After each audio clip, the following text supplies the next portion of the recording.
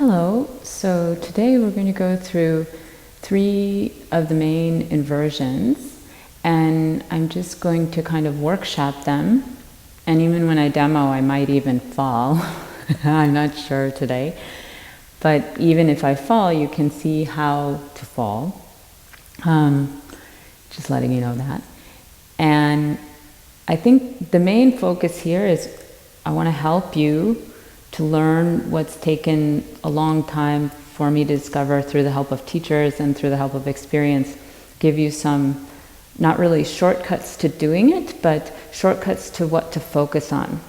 So I think with inversions especially, it's really easy to let your energy be scattered and just be focused on wanting to do it, especially at first. And then over time you come to realize that there are some secrets, some ways that you can focus on inversions so that you find more stability and even more success in doing them. And in terms of success and achievement, I also invite you to explore why you want to do inversions, especially like handstand and pincha. These are found in more advanced series of Ashtanga and more advanced classes. But I think focusing more on the internal effect is a healthy way to go about them.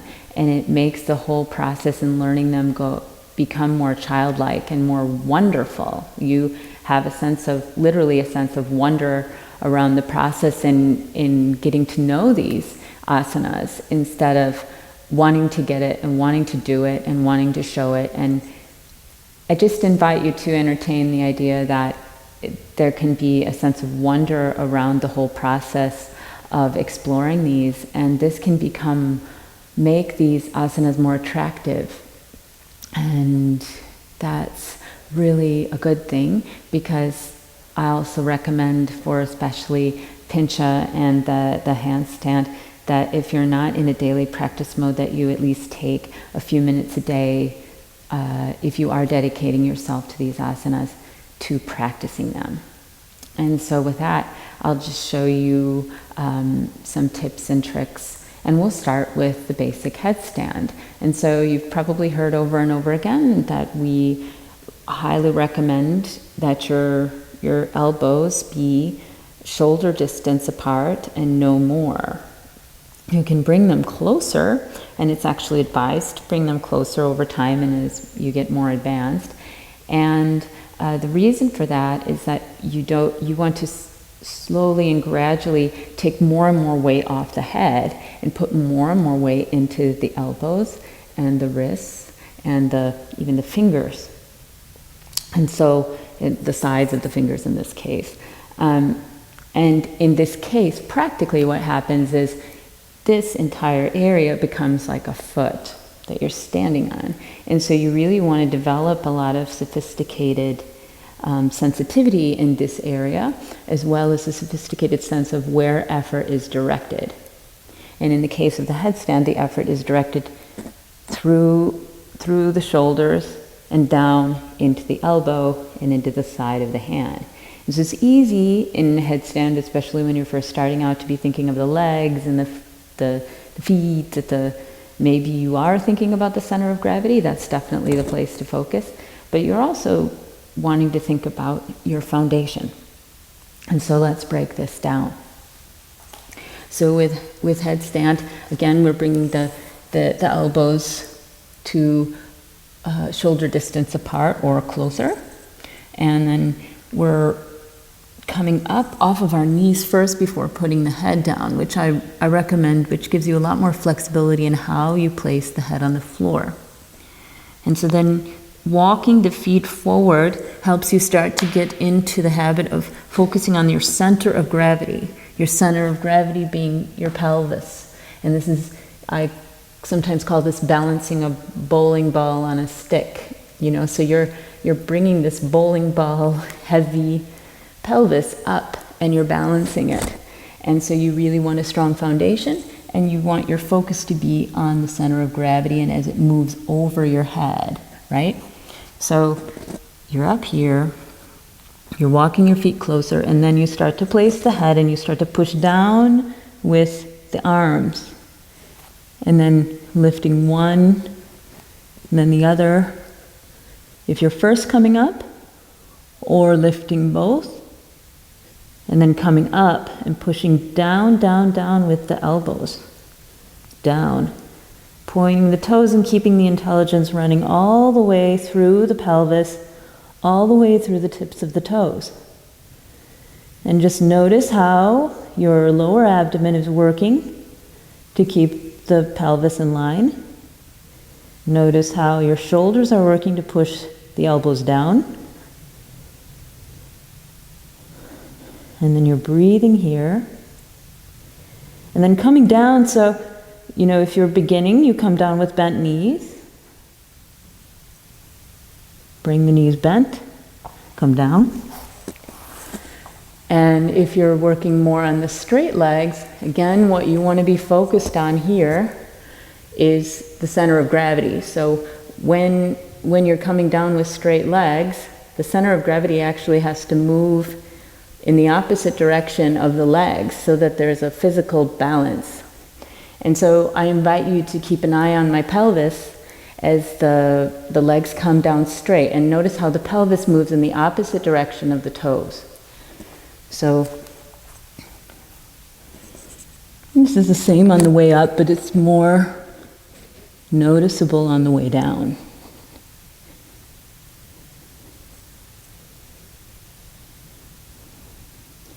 And so as it's coming down, the pelvis actually moves back. And this takes time to work through, gently work yourself through the fear of moving the pelvis behind yourself. And so this is kind of an unknown area behind the back. And this is, I can think another key point for any inversion is that you're actually coming from the known and then bringing your weight into the unknown. And this is, you have to acknowledge that there's fear there. And then, as Pima children would say, make friends with that fear. And just take your time. Don't rush yourself, beat yourself up if you're afraid. But just keep stepping forward into that fear until it becomes more friendly. I advise, again, take your time. You don't want to, from day 1 to day 2, just try to make a huge leap in this practice. Just come to it every day, earnestly, sincerely, with the intention to explore and to work a little bit further if that's available for you that day, right? There's one more tip about headstand I just want to discuss that I see a lot with students, and that is, if you're finding that your legs don't want to come all the way up, there's a really good practice that you can do to, again, kind of go into the fear and go into the space and go into the center of gravity and develop more of a sense of knowing the space and the weight and how it works, and then developing more confidence. And this is the technique. So again, you put your hands in position and you get off your knees and then place your head. And then you come up. And then once you're up, you simply work your knees up and bend your knees. So you stay here. And then you can come down like so, but working. So in this case, you start dabbling with the unknown that we were talking about. You start dabbling with that space behind you, with your toes, with your feet, with the lower legs. And you really get a sense of, okay, that's that. Okay, moving on to Pincha. And so, again, I want to work from a more beginner and then discuss what happens later. So in the beginning stage, I think most people work with a wall. So I've put the mat here, and I'm going to do it against the wall a time or two. And what I recommend with the wall is that you give yourself enough space so that you can let the legs come over the head. So you're going to give yourself, I'd say, a little bit less than a meter. It might seem like a long way from the wall, but don't snuggle up right next to the wall, because this doesn't give you the chance to explore the unknown, the space behind you. And this is really key, because in order to get the center of gravity to the right place, you need to be able to move the legs into the unknown and draw the center of gravity with it at first, especially. So let's look at this, and then we'll start with just a simple Pincha. And so with Pincha, as you know, I strongly advise the alignment here as the foundation, because the alignment allows the movement of the chest, and it allows like a full effort from the shoulder girdle. And it also encourages space in the neck and just a really solid and peaceful feeling foundation. So you want the shoulders in line with the elbows, in line with the wrists, right? And then you're coming like this. So if you start going like this, you start bringing in these muscles, overemphasizing the responsibility in these muscles, and you're taking out actually a lot of power that comes when you're moving in this direction with the elbow. Same in back bends, and same in a lot of other poses. So we're starting with plenty of space from the wall, and we're placing our wrists and our hands and our elbows, and we're lifting the knees, and we're walking the feet as close as we can to the elbows. And then from here, you lift one and come up, and let the weight come into the hands. So the feet come forward, and now your hands are kind of like the fronts of your feet, and the elbows are kind of like the heels. And when you're up here, you can look back, push down with the elbows, and then come down. So again, reviewing that, placing the elbows, pushing down, walking the toes as close as you can toward your arms, and then kicking one leg up and forward and behind. The next point I want to make while you're still working at the wall is that, in my experience, it's a good idea to work with scorpion here. And that is to bring the legs down and to lift the chest through the arms and to lift the head toward the feet. Why? Because this, again, kind of like that headstand move we just explored, gives you a much more sophisticated sense of your center of gravity. And in gymnastics and in circus performances and things, they talk about a line. And so this is kind of the line of the pelvis, the line up and down where you have stability. And so actually to curve that line, you feel where you need to move, and you gain confidence in the positioning of your body upside down. And so I find that if you're working on Pincha Mayurasana, to incorporate a practice of scorpion if you're still at the wall will help you get away from the wall faster. This is my experience. So we'll look at the scorpion at the wall. We have, again, distance, especially with this one you need the distance. And you walk the feet forward, kick up with a different leg this time. You might need the wall.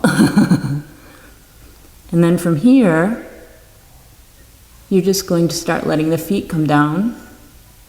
Push down with the hands and lift the chest. Lift the chest. Let the feet come down. Keep pushing down with the elbows. This is where you need the alignment. So you really, Another thing about Scorpion is that it encourages that alignment, because without that alignment, it's really hard to move the chest forward. If you have this, the chest is kind of stuck. So there are a lot of reasons I would recommend working on that. So let's see if I can do it without the wall. And so I think it takes quite a while to get super confident without the wall for any of these. And you also want to know that you can fall. So let's give it a shot. Let's see if I get stage fright today.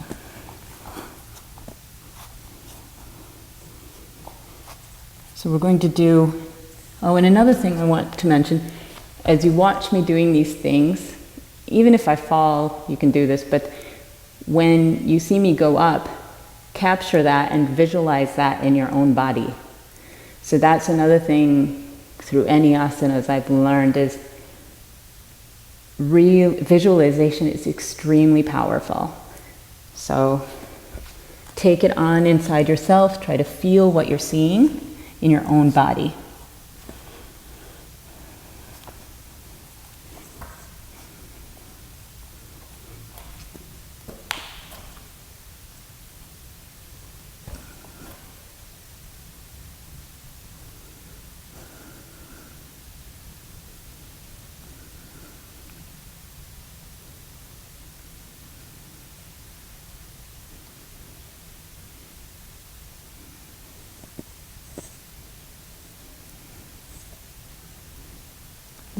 Lift, lift.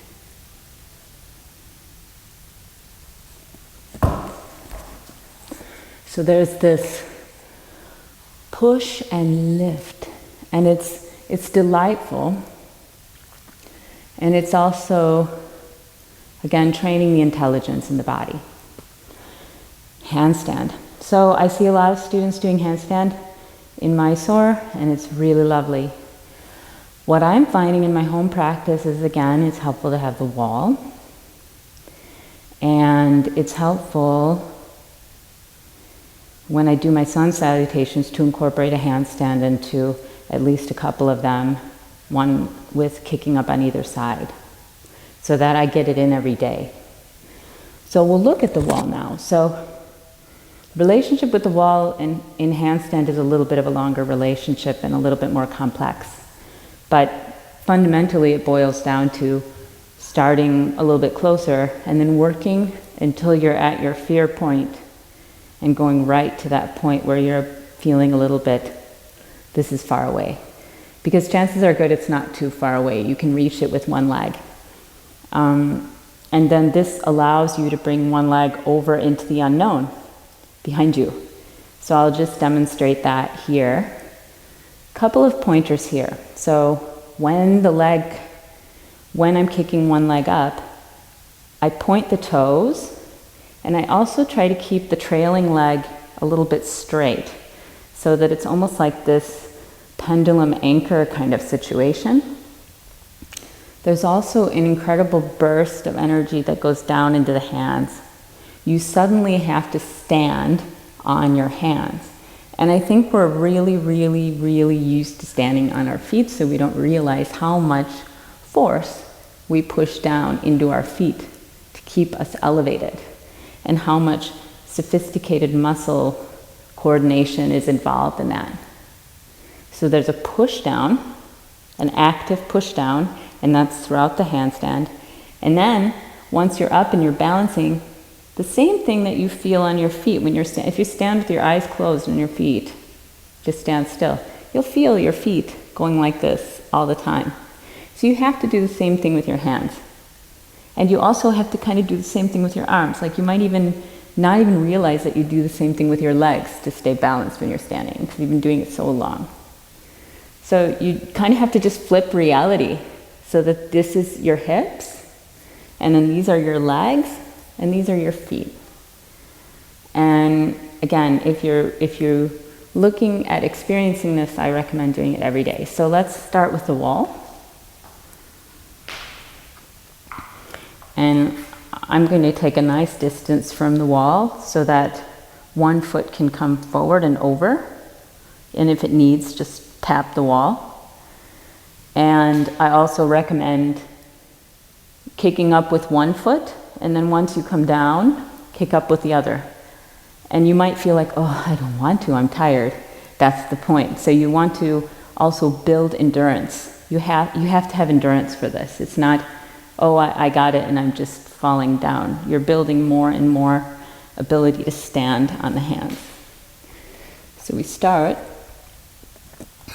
And I also, again, center of gravity. So the center of gravity, I bring it as high above me as I can, forward.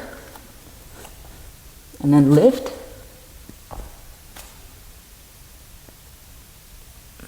Now there's some balancing going on the hands.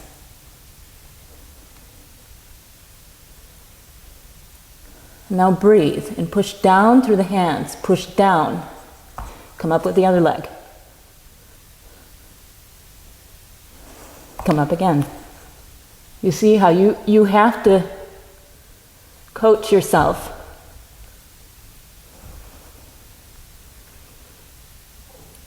And you have to, don't give up on yourself, right? So I'm going to take a moment just and then try to do this in the middle. So don't give up on yourself. Keep going. I went to a handstand workshop once where they put the mats all the way across the floor, and you take one step, kick up, take another step, kick up. So it's about building that endurance. And when you were a baby, you built endurance to stand on your legs. I think you can look it up on Google. It's like 40,000 times you have to try to stand up on your feet when you're a baby. So let's try this here. And let's see how I fall, if I fall or if I stay up. So